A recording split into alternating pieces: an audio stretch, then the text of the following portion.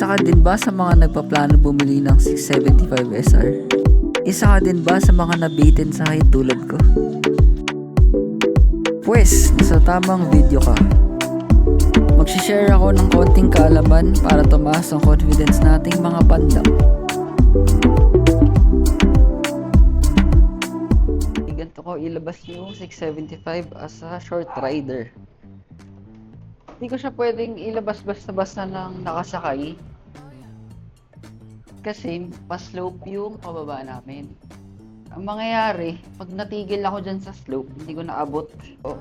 Ganito ko siya ilabas, guys. Tinutulak ko siya.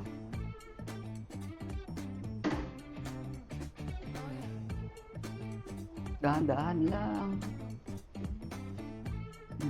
Medyo sa akin, guys.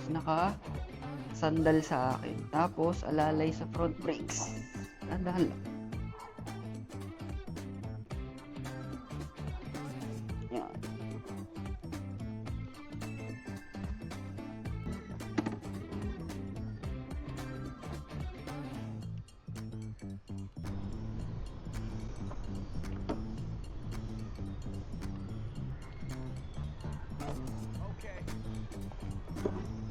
Bali guys, ang height ko pala is 5'5" with 29" na inseam. So talagang tiptoe ako. Matutulad ko siya sa taas ng 6R. Ganun na ganun yung feeling ko kapag nakasakay dito. As a short rider, ganito tsura ko kapag dalawang paa ako nasa sahig.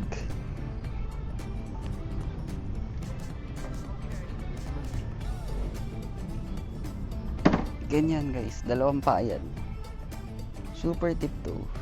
Ganda naman pag isang paa kabila. 1 foot down. Mas komportable siya guys kapag 1 foot down, syempre. Kasi abot na abot mo. 2 foot down. Ito naman kapag 1 foot down. Ngayon guys, kung talagang ayaw nyo mataas na bike, ito talaga bagay sa inyo guys. Cruiser na flat foot talaga kayo. Kahit abot niya ata to, kahit 5'3" kayo pababa, makikita niya flat foot ako. Madali ilabas. Kaya kong ilabas ng nakasakay. Sobrang komportable. Kaya ko siyang i-maneuver ng nakasakay. Parang ganyan. Unlike dun sa 675 na super tiptoe ako. Hindi ko siya nagaganito guys. Kasi nga tiptoe ako eh.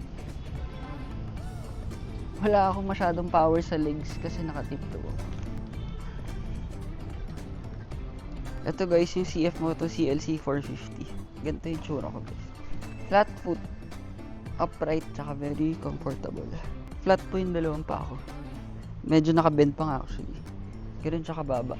As a short rider din, iwasan nyo, lalo na pag titigil kayo, is yung mga uneven na sahig. Parang ganyan. Yan, uneven yan guys.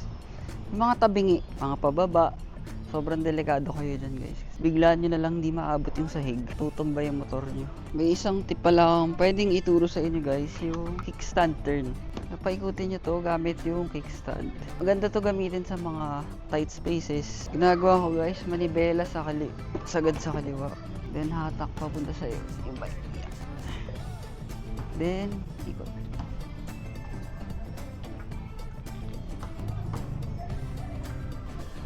Huwag kayo pala mag-aalala guys sa kung baka masira. Kasi yung kickstand built yan para mabuhat yung buong weight ng bike mo.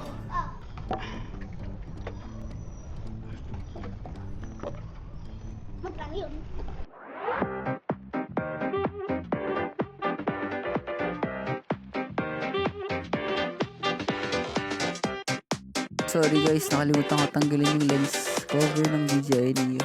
Pero eto tsura natin kapag nakasakay at maandar.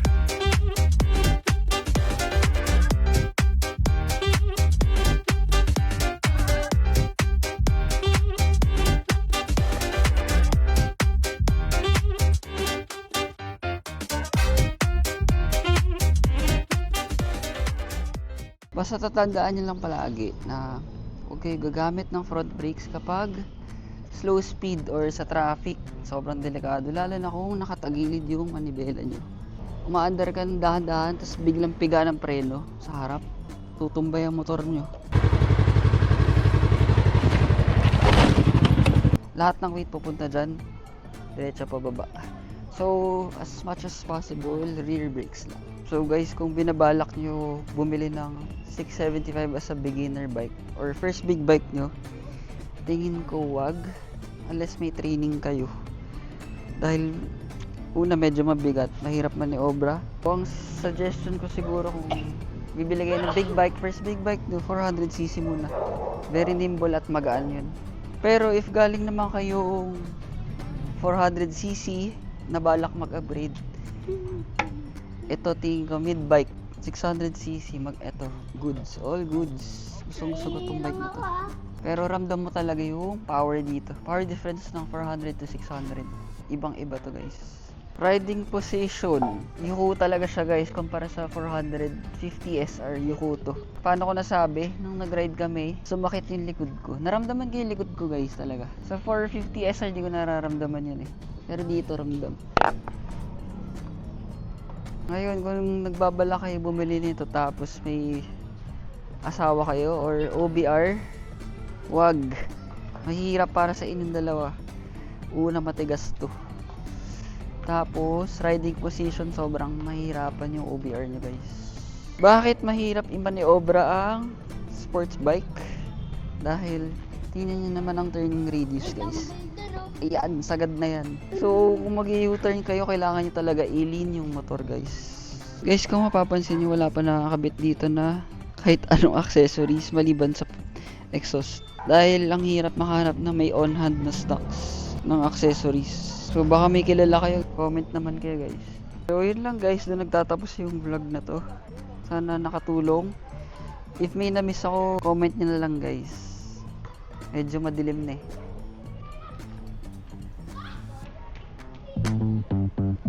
So, see you next vlog na lang. Bye-bye!